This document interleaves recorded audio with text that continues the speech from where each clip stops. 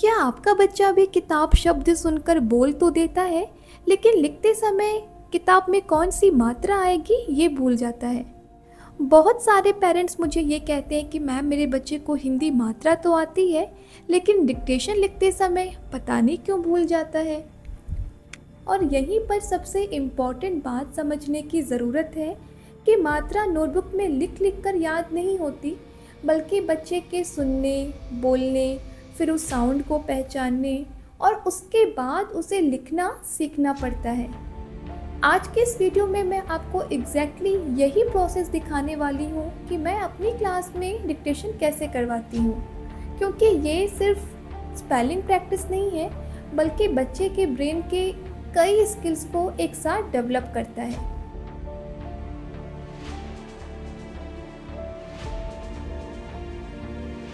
सबसे पहले एक कॉमन मिस्टेक की बात करते हैं। अक्सर हम बच्चों से कहते हैं ये छोटी ई की मात्रा है, ये ई की मात्रा है, ये उ और ये बड़ा उ। बच्चे हमें देखकर बोल तो देते हैं ई उ उ। फिर जब हम बोलते हैं कि बेटा किताब लिखो तो बच्चा रुक जाता है। क्यों? क्योंकि रिकॉग्निशन और एप्लीकेशन दो अलग चीज़ें हैं। बच्चा मात्रा को देखकर पहचान सकता है, लेकिन जब वही मात्रा उसे बिना देखकर किसी शब्द में इस्तेमाल करनी होती है तो उसके ब्रेन को ज़्यादा प्रोसेसिंग करनी पड़ती है। जब मैं बच्चे को कोई वर्ड बोलती हूँ, मान लीजिए रखवाला, बच्चा सिर्फ मेरी आवाज़ नहीं सुन रहा, वो पहले वर्ड को सुनता है, फिर मेरे साथ रिपीट करता है।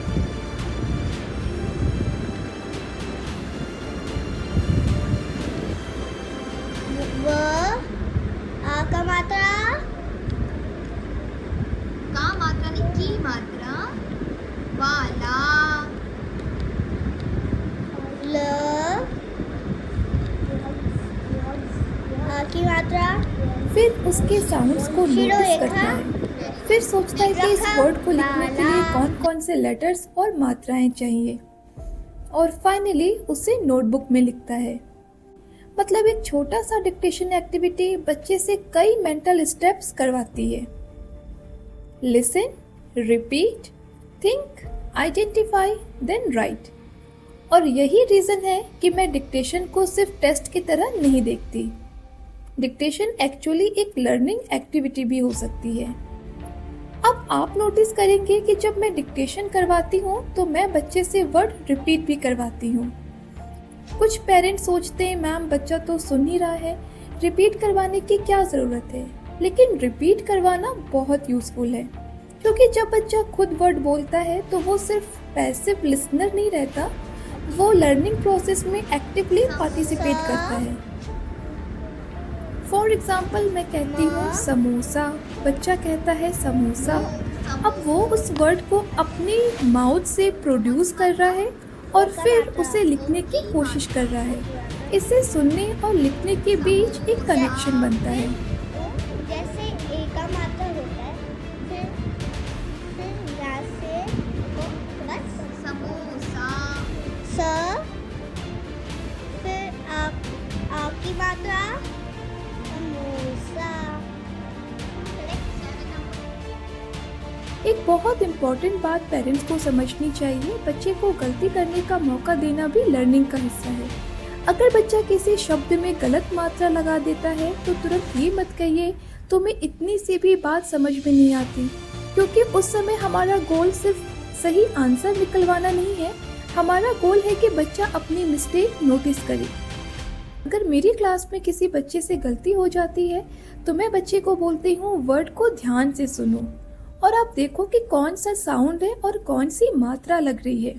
यानी हम उसे आंसर नहीं बता रहे, हम उसे आंसर तक पहुंचने के लिए सोचने का मौका दे रहे हैं। और यही डिफरेंस है गलती सुधारने और बच्चे को सोचकर गलती सुधारने देने में। पेरेंट्स अक्सर कहते हैं मैम घर पर तो मैंने मात्रा करवाई थी, सारे वर्ड्स लिखवाए थे, फिर भी बच्चा भूल गया। तो मैं उनसे एक सवाल पूछती हूँ, आपने बच्चे को कितनी बार बिना देखकर खुद से वर्ड लिखने का मौका दिया? क्योंकि अगर बच्चा सिर्फ देखकर लिख रहा है तो वो कॉपी कर रहा है, लेकिन जब आप वर्ड बोलते हैं और बच्चा सुनकर लिखता है तब उसे खुद रिकॉल करना पड़ता है, और यही प्रैक्टिस धीरे धीरे उसकी इंडिपेंडेंट राइटिंग को स्ट्रॉन्ग बनाती है। अब मैं आपको अपना सिंपल तरीका दिखाती हूँ। मान लीजिए मुझे बच्चे को कुछ वर्ड्स डिक्टेशन में करवानी है, तो मैं उन वर्ड्स को एक साथ नहीं बोलती हूँ, मैं एक एक वर्ड को बोलती हूँ, फिर बच्चे से रिपीट करवाती हूँ और फिर उसे लिखने को बोलती हूँ। अगर बच्चा लिखते समय रुकता है तो मैं तुरंत स्पेलिंग नहीं बताऊंगी, मैं उसको बोलती हूँ कि आप वर्ड को दोबारा बोलो, फिर आपको अपने आप आंसर मिल जाएगा। फिर बच्चा खुद साउंड को सुनने की कोशिश करेगा। अगर फिर भी डिफ़िकल्टी है तब मैं छोटा सा क्लू दूंगी, यानी हमारा फोकस है help the child think, not just give the answer. Dictation का फ़ायदा सिर्फ हिंदी स्पेलिंग तक लिमिटेड नहीं है, इससे बच्चे की लिसनिंग अटेंशन भी इम्प्रूव होती है। आजकल बच्चों को बहुत सारी चीज़ें एक साथ देखने सुनने की आदत हो गई है, लेकिन जब आप कहते हैं ध्यान से सुनो, मैं सिर्फ एक बार वर्ड बोलूँगी तो बच्चा अपनी अटेंशन को उस पर्टिकुलर साउंड पर फोकस करना सीखता है। यही लिसनिंग स्किल आगे चलकर क्लासरूम लर्निंग में भी बहुत काम आती है। अब यहाँ एक बहुत इम्पॉर्टेंट बात, डिक्टेशन को पनिशमेंट मत बनाइए।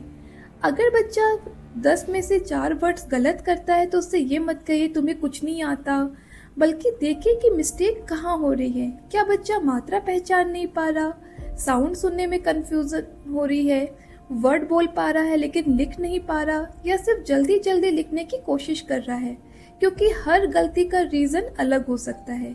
और जब हमें रीज़न समझ आता है तभी हम सही तरीके से बच्चे की हेल्प कर पाते हैं। और एक बात जो मैं पेरेंट्स से ज़रूर कहना चाहूँगी, हर दिन 20 to 25 वर्ड्स का डिक्टेशन करवाना ज़रूरी नहीं है। आप स्टार्टिंग में सिर्फ 5 या 10 वर्ड्स से कर सकते हैं, लेकिन उन शब्दों को थॉटफुली करवाइए। जैसे मैं अपनी क्लास में स्टार्ट करती हूँ 5 से, फिर 7 से, फिर 10 पे आती हूँ। ऐसे आप भी स्टार्ट कीजिए। आप 5 शब्दों से स्टार्ट कीजिए, कल उन्हीं में से 2 पुराने और 3 नए शब्द बोलिए, फिर कुछ दिनों बाद पुराने वर्ड्स को मिक्स करके पूछिए। इससे बच्चा सिर्फ उसी दिन के लिए नहीं बल्कि धीरे धीरे लॉन्ग टर्म रिकॉल डेवलप करता है।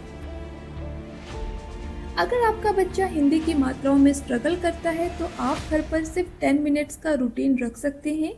2 मिनट सुनना और बोलना, आप वर्ड बोलिए, बच्चा रिपीट करेगा। 5 मिनट्स डिक्टेशन, 3 to 5 वर्ड्स बोलिए और बच्चे को खुद लिखने दीजिए। 2 मिनट में आप उसकी गलतियां चेक कर सकते हैं। अब उसके साथ बैठकर देखिए कि मिस्टेक कहाँ कहाँ हुई है, और 1 मिनट अंत में सिर्फ गलती मत गिनिए, उसकी तारीफ भी कीजिए। उसे बताइए कि आज तुमने पिछले दिन से बेहतर किया है, क्योंकि बच्चे को इम्प्रूवमेंट दिखाई देना भी बहुत ज़रूरी है। शायद सबसे इम्पोर्टेंट बात यही है, बच्चे को हिंदी लिखना सिखाना सिर्फ मात्राएं याद करवाना नहीं है, हमें बच्चे को ये कॉन्फिडेंस देना है कि मैं सुन सकता हूँ, मैं सोच सकता हूँ, मैं अपनी गलती पहचान सकता हूँ और मैं खुद सही लिखने की कोशिश कर सकता हूँ। इसलिए अगर आपका बच्चा आज डिक्टेशन में मिस्टेक्स कर रहा है तो परेशान मत होइए, उसकी हर मिस्टेक को एक प्रॉब्लम की तरह नहीं, लर्निंग अपॉर्चुनिटी की तरह देखिए। और अगली बार जब आप बच्चे को डिक्टेशन करवाएं तो सिर्फ ये मत पूछिए सही लिखा या गलत, एक बार ये भी देखिए क्या मेरा बच्चा सुनकर सोच रहा है, क्योंकि जब बच्चा सोचकर लिखना शुरू कर देता है तभी एक्चुअल लर्निंग स्टार्ट होती है। अगर आपको ऐसी प्रैक्टिकल टीचिंग वीडियोस पसंद हैं जिसमें मैं सिर्फ टिप्स ही नहीं बल्कि बच्चे के लर्निंग प्रोसेस को समझाने की पूरी कोशिश करती हूँ, तो चैनल को सब्सक्राइब ज़रूर कीजिए और कमेंट में मुझे बताइए कि आपके बच्चे को हिंदी में सबसे ज़्यादा प्रॉब्लम किस मात्रा में होती है। यकीन मानिए अगली वीडियो मेरी उसी टॉपिक पर होगी। तब तक के लिए बाय बाय।